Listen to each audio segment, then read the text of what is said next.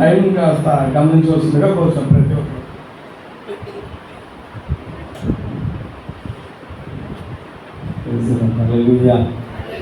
దేవుని పరిశుద్ధ నామమున కలుగుగాక. ప్రభునందు అత్యంత ప్రియమైనటువంటి అందరికీ యేసుక్రీస్తు ప్రభువు వారి నామమున మరొకసారి శుభ శుక్రవారం శుభాకాంక్షలు తెలియజేస్తూ ఉన్నాను. మరి దేవుడు మిమ్మల్ని మీ కుటుంబాలను సమృద్ధిగా దీవించి ఆశీర్వదించాలని కోరుకుంటూ ఉన్నాను. మొట్టమొదటి మాట, మరి సాధ్యమైనంత త్వరగా క్లుప్తంగానే మనకి ఇవ్వబడినటువంటి ప్రోగ్రామ్స్లో 12 గంటల నా మాట కంప్లీట్ అవ్వాలి.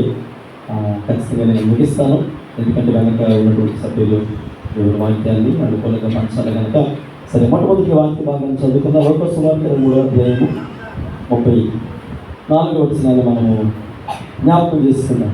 యేసు తండ్రి మీరేం చేయుచున్నారో మీరెరుగురు కనుక వీరిని క్షమించమని చెప్పినాం. ఈ మాట మనకి ఇది ఇక వాక్య భాగంలోనే మనము నేర్చుకున్నటువంటి లేదా వినబోయే అంశము నిగూఢమైనది.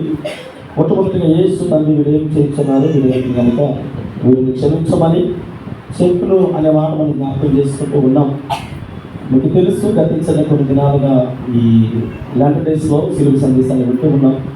యేసుక్రీస్తు ప్రభుల వారు గెత్సెమనే తోటలో శనివారం రాత్రి నిన్న రాత్రి లక్షవారం రాత్రి పరిశుద్ధ గురువారం రాత్రి యేసు ప్రభు గెత్సెమనే తోటలో పట్టబడ్డము.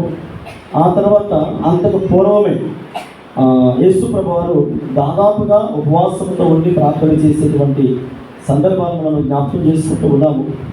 ఎందుకు యేసు ప్రభు వారు ఉపవాసం ఉండి ప్రార్థిస్తూ ఉన్నారనంటే, ఆయన శిష్యులతో ఇలా చెప్పాడు, నేను నా సమయం సమీపిస్తూ ఉన్నది కనుక నేను యెరూషలేము ప్రవేశిస్తాను, మరి శిలువ మరణానికి నేను అప్పగించబడబోతాను అని తను శిష్యులకి కొన్ని సిగ్నల్స్ లేదా వినిపించారు ఆయన.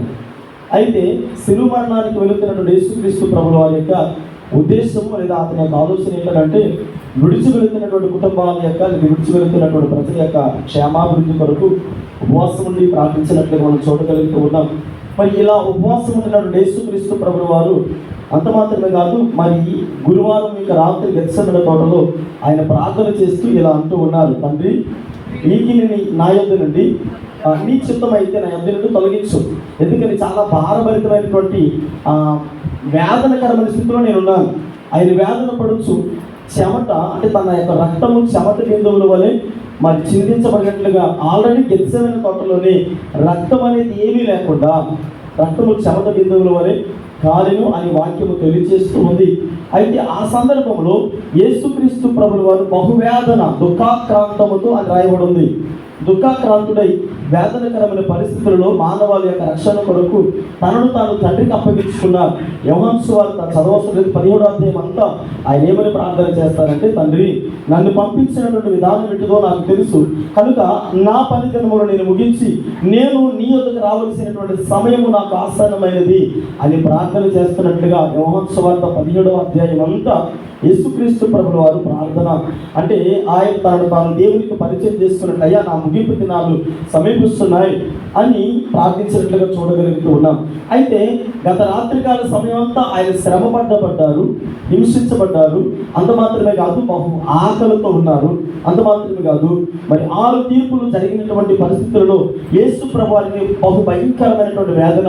మొట్టమొదటిగా మొదటి 3 తీర్పులు అయిన తర్వాత పిలాతు ఎందుకు వెళితే పిలాతు ఇలా అన్నాడు, అయ్యా ఆయన ఏందో నాకు ఏ దోషము కనబడలేదు కనుక మరి అతను నేను క్షమిస్తూ ఉన్నాను కనుక మరి నీ సాటిస్ఫాక్షన్ కొరకు, మీ సంతృప్తి కొరకు నేను ఆయనని ఒకటి తక్కువ 40 దెబ్బలు కొట్టించి వదిలేద్దాం అనుకుంటూ ఉన్నాను. సరే, యేసు ప్రభు వారికి 1 తక్కువ 40 దెబ్బలు శిక్ష విధించి వదిలిపెట్టేద్దామని పిలాతు అనుకున్నారు. సరే, 39 కొరడా దెబ్బలు కొట్టిన తర్వాత అప్పటికే శరీరం అంతా తొనకలైపోతూ ఉంది, రక్తసిక్తమైపోయినటువంటి శరీరము. ఈ 39 దెబ్బలు తిన్న తర్వాత అక్కడ ఉన్న వారందరూ కూడా సైనికులు కావచ్చు, అక్కడ ఉన్నటువంటి రోమ అధికారులు కావచ్చు, వారందరూ కూడా యేసు ప్రభువుని అసహించుకుంటూ ఉన్నారు. అంటే తిట్టడంతో సరిపెట్టలేదు, కొడుతూ ఉన్నారు. మరి పిడుగుతులు గుద్దుతూ మొక్క మీద కాంట్రాక్ట్ జొమ్ములు వేస్తూ యేసు ప్రభువుని ఇన్ని చిత్రహింసలు పెడుతూ యేసు ప్రభువుని గత రాత్రికాల సమయం అంతా కూడా వారిని భయంకరమైనటువంటి వేదనకరమైన పరిస్థితుల్లో మనం చూసాం. అయితే యేసుక్రీస్తు ప్రభువారు సిలువ ప్రయాణం అనేది ప్రారంభించబడింది. మరి గొల్గొతా పర్వతానికి యేసుక్రీస్తు ప్రభువారి సిలువ ప్రయాణము ఎంత అంటే చాలా దూరమైనటువంటి ప్రాంతము. పైగా ఈనాడు చరిత్రకారులు కానీ మరి యెరూషలేము దర్శించి వచ్చిన వారు కానీ ఏం చెప్తారంటే, అయ్యా గొల్గొతా పర్వతం అనేది అది నిటారుగా ఉండేటువంటి పర్వతము. అక్కడికి వెళ్ళేటప్పుడు మరి మనుషుడు ఇలా నిటారుగా అంటే ఇలా నడుచుకుని వెళ్ళడానికి చాలా కష్టం, కాళ్ళు అనేవి రావయ్యా. మరి అలాంటి ప్రదేశంలో ఇప్పుడు మెట్టులు కట్టినటువంటి ఆ గొల్గొతా పర్వతం ఎక్కడమే ఒక కష్టమైనటువంటి పరిస్థితి. ఆనాటి కాలంలో మరి కలుపుైనటువంటి రాళ్ళు, ముండ్ల తప్పులు, బలిరక్ష చెట్లు, భయంకరమైనటువంటి ఆ ఎత్తు పల్లాల మధ్యలో ఆ పర్వత శిఖరానికి యేసుక్రీస్తు ప్రభువుల వారు ఆ సిలువ 50 కేజీలు బరువున్నటువంటి సిలువ ఎలా మోసుకెళ్లారో అని చాలా మంది చరిత్రకారులు అంటారు. అయితే యేసుక్రీస్తు ప్రభువుల వారు ఇటు తిట్లు వేస్తారు, దెబ్బలు వేస్తారు, కొరడ దెబ్బలు ఒకటి తక్కువ 39 కొరడ దెబ్బలు రాత్రికాల సమయంలో తిన్నారు. మరి సిలువ ప్రయాణంలో అనేకులు యేసు ప్రభు వారిని నెట్టేవారు కొంతమంది అయితే, పిడుగుతులు మరలా కొట్టేవారు కొంతమంది అయితే, ఇలా యేసు ప్రభు వారిని గొల్గొతా పర్వతానికి పడుతూ లేస్తూ గొల్గొతా పర్వతం చేరుకున్న తర్వాత ఇప్పుడు సిలువ మానుపై యేసుక్రీస్తు ప్రభువు వారిని ఎక్కించిన తర్వాత మరి 3 భయంకరమైనటువంటి సోలాంటి మేకులు ఆయనకు 3 బ్రేకుల మధ్య వేలాడుతూ యేసుక్రీస్తు ప్రభువు వారు పలికిన మొట్టమొదటి మాట, తండ్రి మీరేమి చేస్తున్నారు, మీరెరుగులు కనుక వీరిని క్షమించు. అయ్యా నేను ఇంత భయంకరమైనటువంటి శిక్షను భరిస్తూ, అంటే జనరల్గా రోమా ప్రభుత్వం అనేది మాదీయ పార్షిక రాజ్యం దగ్గర ఈ సిలువ మరణం అనేటువంటి అధికారాన్ని కొనుక్కున్నారు. ఆ అధికారాన్ని కొనుక్కుని ఇప్పుడు వీరు కొనసాగించేటప్పుడు చాలా మంది ఖైదీలు ఎలా తెచ్చుకునేవారంటే, సిలువ మీద వారు మరణించడానికి ఆ సిలువ మీద వేలాడుతున్నప్పుడు ఆ శ్రమ మధ్యలో ఎవరైతే మేకులు కొడుతూ ఉన్నారో, ఎవరైతే వారిని దెబ్బలు కొడుతూ ఉన్నారో వారిని తిట్టుకునేవారట, భయంకరమైనటువంటి చెడ్డ మాటలతో దూషించేవారట.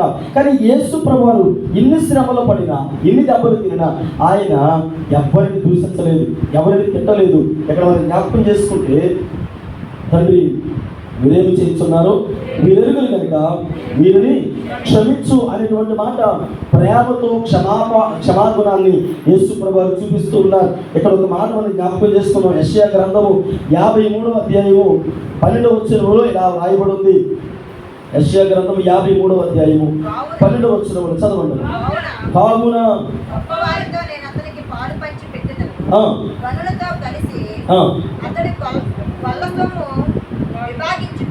భాగించుకొని ఏలయనగా మరణము నొందినట్లు అతడు తన ప్రాణమును దారిపోసెను.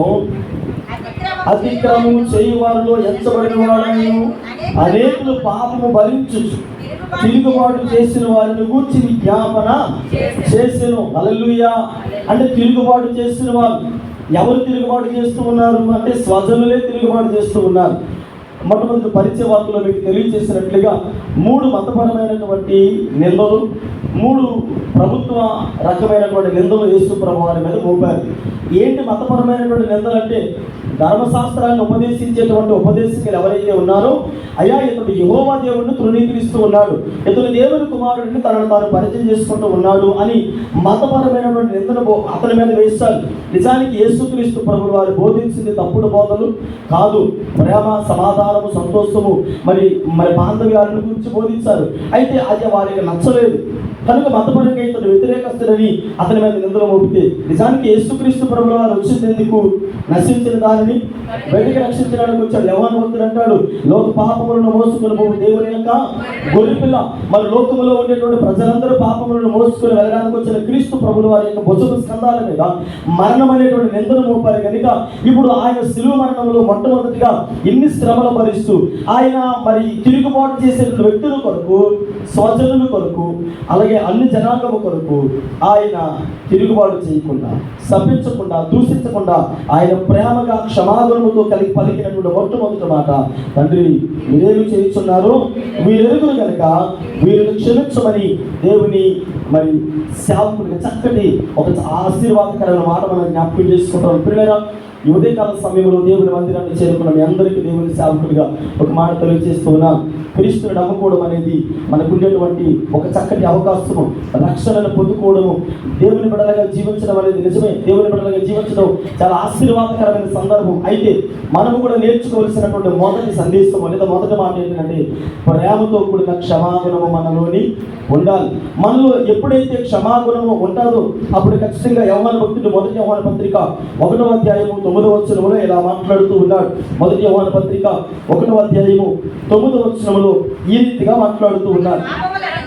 మన పాపములను మనము ఒప్పుకుని ఎడల ఆయన నమ్మదగిన వాడును నీతిమంతుడును కనుక ఆయన మన పాపములను క్షమించే సమస్త దుర్నీతి నుండి మనల్ని పవిత్రులుగా చేయును. అంటే దేవుని సన్నిధిలో మన సమస్త పాపములను క్షమించగలిగిన దేవుడు. అందుకంటే తండ్రి గారికి క్షమించే అధికారం ఆయనకు మాత్రమే ఉంది. ఈ లోకంలో ఏ ఒక్కరికి క్షమించే అధికారము లేదు. అదే శాస్త్రుడు పరిశీలించి అందుకని అడిగారు, అయ్యా మనుషుడు పాపములు క్షమించడానికి నువ్వు ఎవరివి అంటే ఆయన అన్నాడు, మనుషు పాపములు క్షమించే అధికారం తండ్రి నాకు ఇచ్చాడు. హల్లెలూయా. ఈరోజు నీ నా పాపములను క్షమించడానికి ఆయన సంసిద్ధుడు, సామర్థ్యం కలిగిన దేవుడు కనుక మనం అనేక సందర్భాలలో పడిపోతూ ఉన్నాం. ఏ ఒక్కడు పరిశుద్ధుడు లేడు. అందరూ పాపం చేస్తే దేవుడు మహిమను పొందలేకపోతున్నాము కనుక అడుగుదాం దేవుడు, అయ్యా ఇది నేను క్షమించడానికి, నేను క్షమింపబడడానికి నిజానికి నేను అర్హుడినేనా? ఈ ఉదయకాల సమయంలో నేను క్షమించబడడానికి, నీ ద్వారా దీవెనకరమైన కుమారుడిగా ఉండడానికి నేను నిజంగా అర్హత సంపాదించగలిగిన కుమార్తెనేనా? ఒకవేళ నేను అలాంటి అర్హత సంపాదించకపోతే ఈరోజు నీ సన్నిధిలో నేను ఉండలేనయ్యా. హల్లెలూయా, హల్లెలూయా. చూడండి, మనం జ్ఞాపకం చేసుకుంటే ఎఫెసీయులకు రాసిన పత్రిక 4వ అధ్యాయము 32వ వచనంలో ఒక మాట ఉంది. ఒకని ఎడల ఒకడు దయగలిగి కరుణ హృదయులై క్రీస్తునందు దేవుడు మిమ్మల్ని క్షమించిన ప్రకారము మీరును ఒకరినొకరు క్షమించాలి. క్రైస్తవుల్లో క్షమాగుణం అనేది యేసుక్రీస్తు ప్రభువు వారు గతించిన రాత్రికాల సమయం నుంచే మరి మరణకరమైన వ్యాధులను భరిస్తూ, నిందలు భరిస్తూ, ఒకటి తక్కువ 40 దెబ్బలు కొరడదెబ్బలు తిని శరీరం అంతా తొలై యేసుక్రీస్తు ప్రభువు వారు శ్రమపరచబడుతూ ఎక్కలేనంత ఎత్తైన గొల్గొతా పర్వతానికి ఆయన కపాలమనబడే స్థలానికి సిలువను మోసుకొనొచ్చు. తన మరణాన్ని తను మోసుకొనొచ్చు వెళుతూ ఉన్నాడు. ఏ సిలువరాని మీద యేసు ప్రభువుని వేలాడదీస్తారో ఆ సిలువరాని మీదకి వెళుతూ ఆయన అంటాడు, అయ్యా ఇదిగో వీరికి ఏమీ తెలియదయ్యా, నోట్లో వేలు పెడితే కరెక్ట్ మామూలు చిన్నపిల్లలయ్యా పాపాలు చేస్తారు, కానీ ఇప్పుడు వారికి క్షమాపణ కావాలి, వారు మాత్రం ఇతరులని క్షమించరు. ఈరోజు దేవుని బిడ్డలుగా మనం నేర్చుకోవాల్సినటువంటి మొట్టమొదటి మాట యొక్క అర్థం ఏంటంటే, దేవుడి ద్వారా మనం క్షమాపణ పొందాం కనుక మనము కూడా ఇతరులను క్షమించాలి. ఎంతమంది క్షమించడానికి సంసిద్ధంగా ఉన్నారు? పరలోక ప్రార్థన చేసేటప్పుడు అంటాం, అయ్యా మా అపరాధములను మీరు క్షమించినట్లుగా మేమును కూడా ఇతరుల అపరాధములు ఎన్నడూ క్షమించం. అంటే నేను అనుకుంటాను ఆ మాట యాడ్ చేయాలి క్రైస్తవునికి. మరి ముఖ్యంగా నేను అనుకుంటాను యేసుక్రీస్తు ప్రభువు వారు మర్చిపోయారేమో. ఎందుకని మన గుణగణాలు ఎరిగినటువంటి వాడు ఆయన జగత్ గుణాలు వేయబడక మునిపే, తల్లి గర్భములు మనలను రూపింపబడక మునిపే ఆయన మన గురించి ఎరిగాడు కనుక అక్కడ ఏమని యాడ్ చేయాలంటే ఎన్నడూ అనే మాట యాడ్ చేసి ఉండాలి.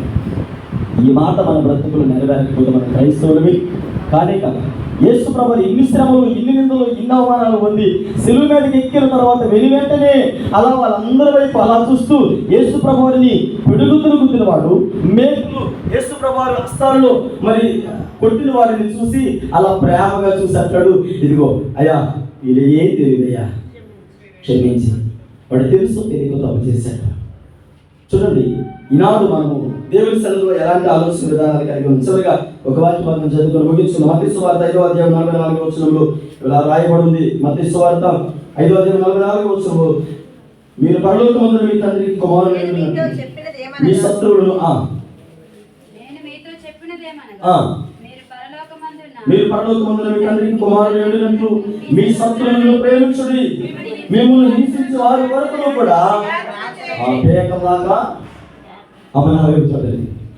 మిమ్మల్ని హింసించే వారి కొరకు, తెలుసు తెలియక రోజు జారిన వారి కొరకు పేకల దాకా ఏడుకోవాలి, ప్రేమ పెంచుకోవాలి. యేసు ప్రభువు ఆయన స్థానంలో నిజంగా ఒకవేళ నాలుగు ఏమంటాడు, వీళ్ళందరూ కూడా సమూలంగా నాశనం చేసే ప్రభావాన్ని ప్రార్థించారు అంటారు. కొన్నిసారి మన భక్తులు కూడా దానికి ఎంత ఎదిగేస్తాడు, కడుపు మొక్కలే ఎదిగేస్తారండి. రాత్రి అన్ని సంపాదించేసుకున్నారు. ఎక్కడి నుంచి అడ్డంగా సంపాదించేస్తారు నన్ను అడ్డంగా. అంటే ఇతరుల మీద దోషణ వాళ్ళు, ఇతరుల మీద ప్రేమ లేనటువంటి మనస్తత్వం, ఇతరుల మీద క్షమాపణ లేనటువంటి మనస్తత్వం, మన భక్తి దేవుడు వచ్చేదిగా ఉండాలి. యేసుక్రీస్తు ప్రభువు వారు చేసే ప్రార్థన మొట్టమొదటి మాట ఆ విజ్ఞాపన ప్రార్థన, క్షమాగుణంతో కూడినటువంటి ప్రార్థన మనం చూస్తూ ఉన్నాం. ఆయన అంటాడు, తండ్రి నేను శ్రమపరచబడడం ఇష్టము, కుమారుని అలాగే ఉండబడుట. యేసుక్రీస్తు ప్రభువు వారికి హింసకు కారకుడిగా అప్పగించడానికి తండ్రికి ఇష్టమాయను.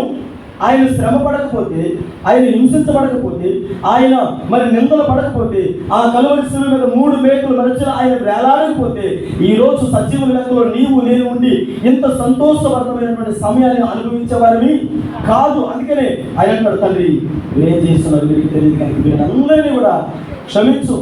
ఆయన ద్వారా క్షమాపణ పొందుకున్నాం, మనం కూడా ఇతరులను క్షమించేవారిగా ఉండాలని తెలియజేస్తూ నా మాటలు ముగిస్తూ అధ్యక్షుల వారికి సమయాన్ని అప్పగిస్తూ ఉన్నారు.